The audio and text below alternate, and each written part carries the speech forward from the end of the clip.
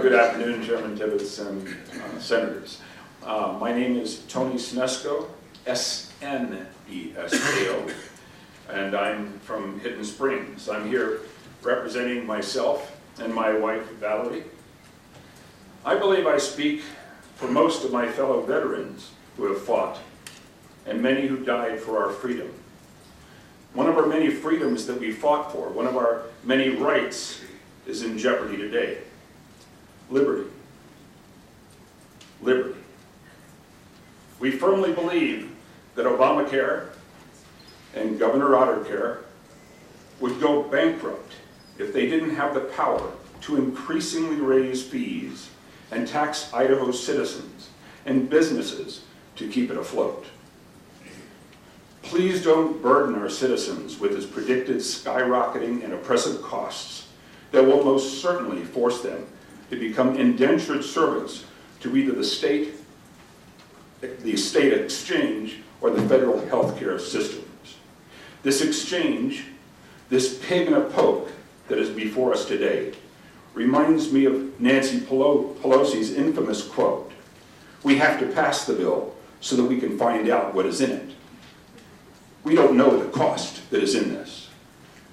We don't know, because not even the federal government fully comprehends what is in it.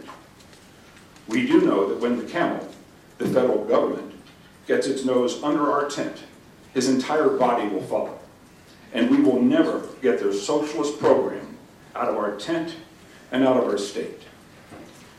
That will be your legacy if you approve the healthcare exchange.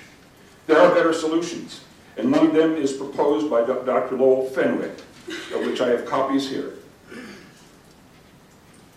The patient power plan eliminates government, insurance control, and overhead for most consumers. It will reduce unnecessary health care and consumption costs, and return insurance to its proper role of protecting against catastrophic events.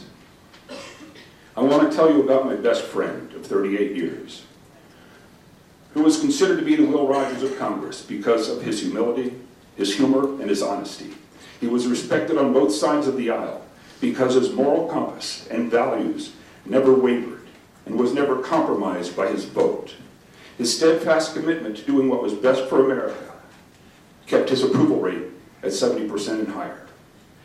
I was the event coordinator for Congressman Duncan Hunter in Washington, D.C., and frequently I heard complaints from lobbyists about how they had given him large donations, but he voted against their funding.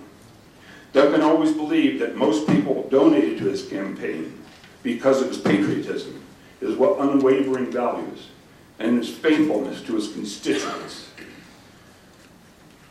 Duncan drove an old American-made Suburban. His walk was similar to John Wayne's, and when he spoke, people listened. He was probably the best chairman the Armed Services Committee ever had, and because his leadership and decision-making process was fair and respected by all, and when he voted, he never thought about people who tried to buy his vote, only thought about the people, the voters he represented. And I would challenge you to do that, to think about the people that died for this country for their freedom.